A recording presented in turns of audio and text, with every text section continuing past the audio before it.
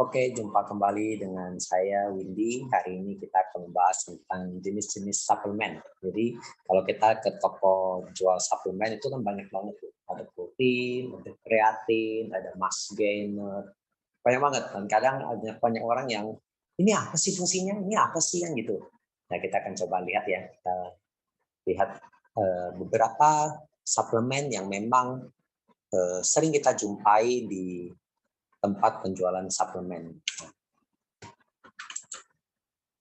Kita mulai agendanya ada jenis suplemen, ya, ada fungsinya, ada dampaknya, dan ada manfaatnya. Kita lihat dari jenisnya dulu. Di sini kita cek ya, untuk mendapatkan tubuh dan otot yang ideal itu dibutuhkan komitmen dalam berolahraga. Jadi kalau kita cuma manfaatin suplemen untuk mendapatkan tubuh yang bagus tanpa olahraga itu tidak mustahil ya. Selain itu juga diperlukan juga asupan suplemen ya, untuk pembentukan otot yang tepat. Sebenarnya kalau kita bisa dapatkan dari makanan sehari-hari, it's okay. Cuma kadang kan tidak semua orang mampu makan sesuai dengan gizi yang memang diharuskan. Oke, nah dalam olahraga suplemen berfungsi sebagai pelengkap ya, makanya kenapa disebut pelengkap.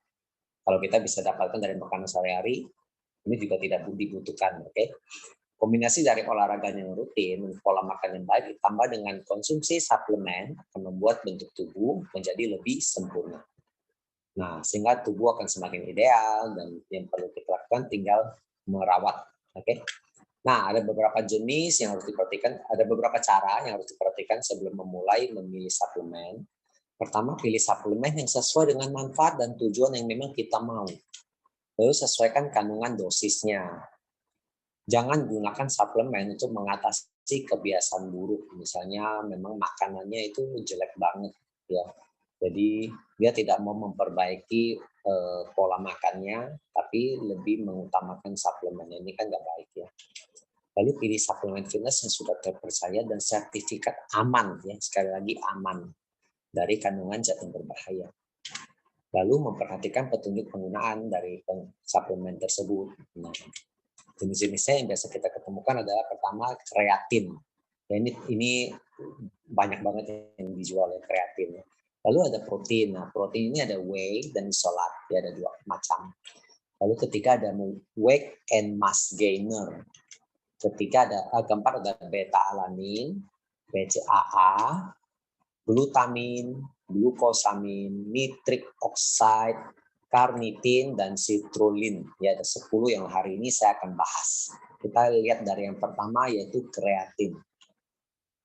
Ini adalah asam amino yang terbentuk dari 3 asam amino. Ya, ada arginin, glisin, dan L-methionin. Dari 3 asam amino tersebut hanya metionin yang esensial. Esensial artinya tuh kita hanya dapat dari makanan yang kita makan ya.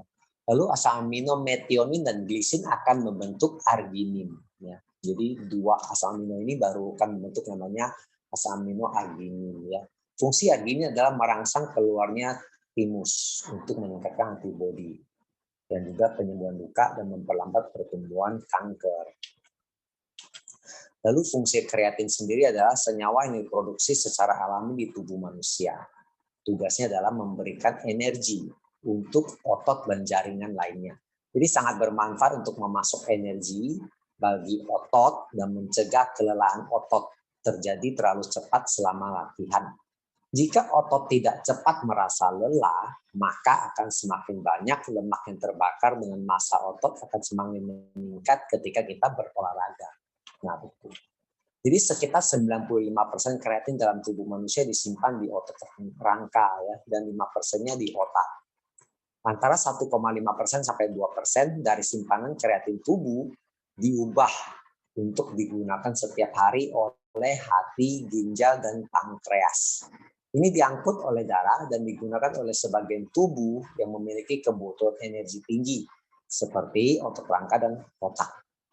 Nah, jadi manfaat dan penelitiannya dari yang diterbitkan di JAMA, dengan lebih dari 1.700 partisipan manusia mencatat bahwa pengobatan, ya ini pengobatan, dengan kreatin monohydrate setidaknya selama 5 tahun dibandingkan dengan placebo tidak meningkatkan hasil klinis. Oke. Nah, tidak ada suplemen kreatin yang disetujui untuk digunakan oleh Food and Drug Administration Amerika Serikat. Oke, dari FDA Amerika ya. Kita bicara whey. Ini adalah produk sampingan atau limbah dari pembuatan keju, lebih dikenal dengan mentega. Sebelumnya whey protein dibuang ya, tapi setelah ditemukan khasiatnya, whey ini mulai diteliti lebih lanjut untuk dikonsumsi. Fungsinya adalah memiliki kandungan protein hewani yang tinggi yang berasal dari susu. Suplemen whey akan membantu proses tubuh membentuk massa otot dengan memberikan asupan protein yang cukup. Biasanya suplemen whey dikonsumsi setelah latihan atau selesai melakukan fitness agar otot yang sedang kelelahan akan langsung terisi kembali dan membuat massa otot terbentuk dengan cepat.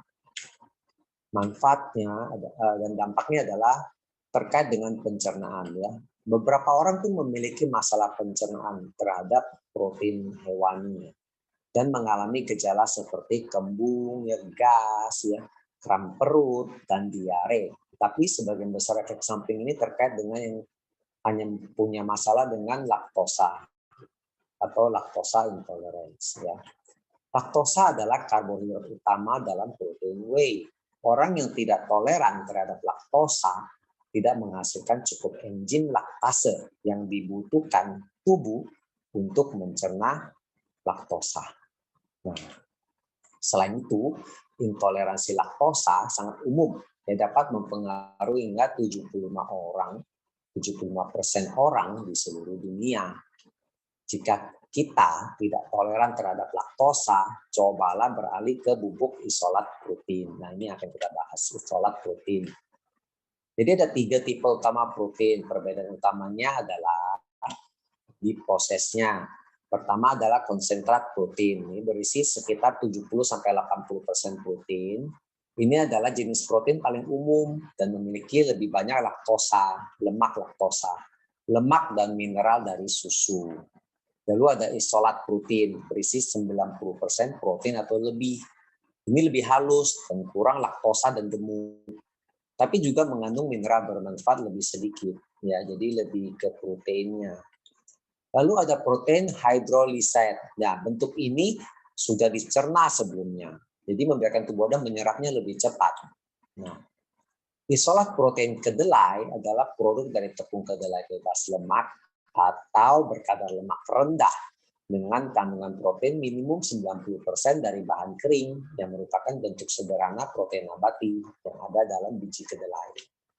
Dan manfaat dan dampaknya adalah kacang kedelai yang diisolasi dengan teknik modern itu telah dimurnikan dengan skor 100 PDCAAS. Nanti kita akan bahas apa itu PDCAAS. Tidak mengandung lemak dan kolesterol dan merupakan salah satu sumber protein yang terbaik. Konsumsi protein ini tidak menyebabkan obesitas ataupun penyakit kronik lainnya. Sangat mudah dikonsumsi untuk menentukan jumlah dan mudah dikonsumsi kapanpun. Dapat dicampur dengan bahan makanan lain ataupun dengan beragam minuman atau makanan lain. Oke? Nah, kita bahas apa itu PDCAAS. Ini adalah Protein Digestibility Corrected Amino Acid Score. Ya, ini adalah nilai penyerapan protein dalam tubuh. Protein yang baik kualitasnya harus mudah dicerna, mudah diserap, dan mudah digunakan oleh tubuh. Kemampuan protein untuk dicerna dan diserap disebut ketersediaan protein atau bioavailability, yang artinya setelah protein dikonsumsi ini akan dicerna 100% dan diserap tubuh, dan yang terpenting bisa digunakan untuk menghasilkan unsur-unsur yang diperlukan oleh tubuh untuk pertumbuhan, kesehatan, dan menjaga fungsi normal tubuh. Kriteria yang dibuat oleh WHO dan FAO setelah 4 tahun penelitian yang diterima oleh seluruh dunia adalah skala pengukuran Protein Digestibility Corrected Amino Acid Score. Yang terbaik adalah 100% atau indeksnya 1. Oke? Nah, indeks ini mengukur daya cerna dan daya serap serta penggunaan dalam tubuh setelah dikonsumsi yang dapat mencerminkan bioavailability protein dalam tubuh manusia. Ini nilai PDCAAS pada makanan. Jadi kita bisa lihat skor yang 100 itu ada susu, ada putih telur, ada konsentrat protein kedelai. Tapi kalau kita bicara protein-protein alami lain seperti daging sapi, itu skornya cuma 92. Ada kedelai 91, ada kacang chickpea 78, ya ada di sana ada gandum yang cuma 42, almond 21, ya. Ini adalah nilai PDCAAS pada makanan. Lalu kita bicara suplemen berikutnya yaitu weight and mass gainer. Weight gainer ataupun mass gainer merupakan salah satu suplemen fitness yang mampu membantu mereka yang kesulitan dalam mendapatkan kalori dalam jumlah yang besar. Jadi orang yang makannya dikit banget, tubuhnya kecil, kurus, nah dia butuh ini. Kedua, suplemen ini merupakan suplemen kombinasi antara protein, lemak, karbohidrat, mineral, vitamin, dan asam amino dari beberapa macam protein seperti kreatin, putih telur, whey, BCAA, dan lain-lain. Ya. Fungsinya adalah kedua jenis suplemen sebenarnya hampir sama, yaitu guna meningkatkan bobot tubuh, meningkatkan massa otot, dan juga membentuk otot. Perbedaan dasarnya terletak dari jumlah kalori dan lemaknya. Ya. Mass gainer memiliki kalori dan lemak yang lebih sedikit jika dibandingkan dengan weight gainer. Jadi manfaat dan dampaknya adalah kandungan yang terdapat dalam weight gainer dan juga mass gainer terdiri dari beragam kombinasi suplemen seperti kreatin. Sehingga jika Anda mengkonsumsi suplemen ini, sudah tidak perlu lagi konsumsi suplemen kreatin. Nah, karena udah ada kan? Namun semua akan sia-sia kalau kita masih malas-malasan dalam melakukan latihan angkat beban. Ya, jangan harap makan doang bisa gede, ya, jangan harap. Karena kita sudah siap untuk konsumsi suplemen weight gainer dan mass gainer atau mass gainer, artinya Anda harus sudah siap juga untuk melakukan latihan yang berat, ya. Karena jika tidak melakukan latihan yang berat, Anda hanya akan menumpuk lemak tubuh, ya, makin gemuk nanti. Kita lanjut ke beta alanin. Ini adalah asam amino yang berfungsi mengurangi rasa lelah dan dapat meningkatkan performa latihan. Fungsinya adalah membantu meningkatkan massa otot saat kamu mengikuti sebuah program olahraga. Apabila terjadi penumpukan asam di tubuh saat beraktivitas fisik yang intens, beta-alanin dapat membantu menghambat asam tersebut. Lalu membantu meningkatkan konsentrasi tubuh serta latihan fisik. Dampaknya adalah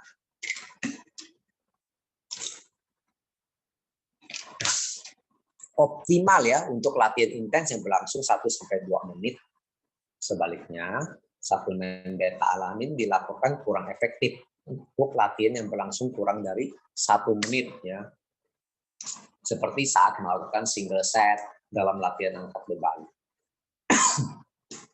Dosis suplemen beta-alanin untuk fitness yang direkomendasikan adalah 4-6 gram per hari ya, dikit banget ya. Walau cenderung aman dikonsumsi, efek samping seperti sensasi kesemutan mungkin akan dirasakan. Waduh. Lalu kita ke BCAA atau yang disingkat dari branched chain amino acid yang terdiri atas 3 asam amino esensial yaitu leucin, isoleucin, dan valin. Tak seperti asam amino lain, sebagian besar BCAA ini dipecahnya di otot, bukan di hati. Karena dipecah di otot, asam amino dalam BCAA diyakini berperan dalam produksi energi saat kita beraktivitas fisik. Fungsinya membantu pertumbuhan otot. Misalnya, asam amino leucin di BCAA dapat mengaktifkan bagian tubuh tertentu untuk merangsang sintesis protein otot. Proses sintesis protein tersebut berperan dalam produksi sel otot. Namun beberapa studi menemukan bahwa asam amino dalam BCAA tidak bisa bekerja maksimal tanpa bantuan dari asam amino lain, seperti terkandung dalam whey protein dan sumber protein lain. Konsumsi BCAA sebelum atau setelah olahraga terbukti dapat mengurangi nyeri otot yang Anda rasakan setelah berolahraga. Hal ini dilakukan BCAA dengan cara menurunkan kadar enzim kreatin kinase dan laktat dehidrogenase yang berhubungan dengan kerusakan otot. lalu mempercepat pemulihan dan melindungi Anda dari kerusakan otot. Selain itu, BCAA juga dapat membantu mengurangi kelelahan setelah olahraga. Penelitian menunjukkan bahwa BCAA dapat meningkatkan ketahanan terhadap kelelahan dan membantu Anda menghemat energi yang tersimpan dalam otot. Wah, leucine memiliki dampak yang besar dalam membangun proses protein pada otot, sedangkan isoleucine dan valin lebih efektif dalam menghasilkan energi dan mengatur kadar gula darah dalam tubuh. Nah, ini fungsi BCAA. Lalu manfaat dan dampaknya. Pada umumnya tidak ada efek samping dalam konsumsi BCAA. Penelitian tentang hal ini telah dilakukan oleh sekelompok peneliti dari The Hospital for Sick Children yang melaporkan bahwa total asupan BCAA antara 15 sampai 35 gram per hari umumnya aman untuk dikonsumsi. Namun para peneliti mengatakan bahwa suplemen BCAA tidak direkomendasikan untuk mereka yang menderita ALS atau salah satu penyakit saraf ya. Selain itu, para ahli juga mengatakan bahwa mereka yang mengalami kelainan bawaan langka yang disebut penyakit urin maple syrup harus membatasi asupan BCAA karena tubuh mereka tidak dapat memecah BCAA dengan baik. Apabila sumber utama protein Anda hanya berasal dari BCAA, maka bisa membuat ketidakseimbangan kadar asam amino rantai panjang di dalam tubuh. Lalu kita bicara glutamin, merupakan asam amino yang terbanyak terdapat dalam makanan dan asam amino yang banyak terdapat dalam darah. Glutamin penting untuk replika dari seluruh tubuh sel, untuk digunakan dalam sintesis purin, pirimidin, dan nukleotida. Pada individu yang sehat, glutamin adalah asam amino yang non-esensial. Artinya, tubuh bisa bikin sendiri. Jika makanan gagal memenuhi kebutuhan glutamin, tubuh akan mensintesis glutamin dari asam amino bercabang pada otot atau BCAA. Nah, fungsi glutamin membantu pembentukan protein otot, mencegah degradasi protein otot, meningkatkan volume sel otot, mencegah kelelahan, dan meningkatkan kemampuan dalam menghasilkan hormon pertumbuhan, sehingga dapat membantu metabolisme lemak tubuh dan mendukung pertumbuhan otot baru. Lalu L-glutamin memegang peranan penting dalam metabolisme protein dan menjaga volume sel. Beberapa literatur bahkan menyebutkan bahwa konsumsi BCAA bersama dengan L-glutamin dapat mengurangi secara signifikan terjadinya pemecahan protein otot. Lalu ada dua bentuk L-glutamin. Kita bisa dapatkan L-glutamin biasa dalam apa yang disebut bentuk bebasnya, yang mana harus diminum setelah makan agar penyerapannya sempurna. Jenis dari L-glutamin disebut trans-alanin glutamin atau TEG atau alanin L-glutamin. Keduanya adalah asam amino yang melekat pada asam amino lain, yang pada dasarnya berarti Anda bisa mencernanya dengan lebih baik. Tidak seperti bubuk glutamin bentuk bebas, Anda bisa meminumnya dengan perut kosong. Tetapi kedua bentuk bubuk glutamin paling baik dikonsumsi setelah atau tepat sebelum latihan. Diminum setelah makan untuk mendukung metabolisme dan penurunan berat badan Anda, serta untuk membangun otot. Manfaat dan dampaknya, penggunaan L-glutamin berlebih jarang menimbulkan masalah. Jika Anda mengkonsumsi L-glutamin dalam jangka panjang, sebaiknya juga mengkonsumsi vitamin B, terutama vitamin B12, yang mengontrol penumpukan glutamin dalam tubuh. Kita tahu vitamin B dapat memecah glutamin dalam liver. Beberapa kondisi yang harus diperhatikan jika Anda ingin mengkonsumsi L-glutamin, yaitu jika Anda memiliki masalah pada ginjal, jantung, dan hati. Beberapa orang memiliki reaksi alergi terhadap L-glutamin. Jika reaksi alergi terjadi, mereka mungkin mengalami mual, muntah, nyeri sendi, gatal-gatal. Nah, lalu kita bicara suplemen berikutnya yaitu glukosamin. Ini adalah bahan kimia alami yang ditemukan dalam cairan yang mengelilingi sendi dalam tubuh. Jika Anda menderita nyeri sendi yang disebabkan oleh artritis, suplemen glukosamin dapat membantu mengobatinya. Tadi kita bicara banyak tentang asam amino. Kalau glukosamin ini beda ya, bukan asam amino. Ini adalah untuk cairan sendi. Fungsinya memiliki dua jenis utama, yaitu glukosamin sulfat dan glukosamin hidroklorida. Tugasnya adalah untuk menghasilkan glikosaminoglikans dan glikoprotein yang merupakan senyawa penting yang digunakan untuk membangun sendi, termasuk ligamen, tendon, tulang rawan, dan cairan sinovial. Jadi banyak penelitian telah menunjukkan bahwa glukosamin membantu memperlambat kerusakan dan membangun kembali tulang rawan, sehingga dapat membantu mencegah osteoartritis.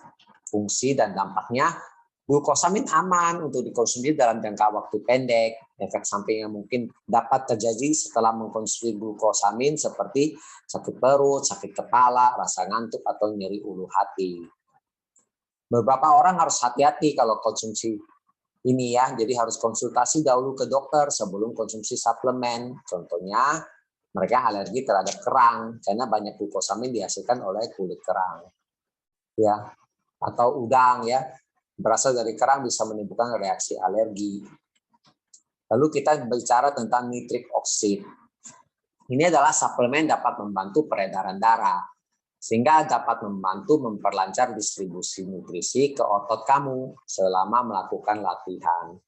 Nitrik oksid memang tidak memberikan manfaat secara langsung, namun suplemen ini mampu meningkatkan efektivitas dari suplemen lain.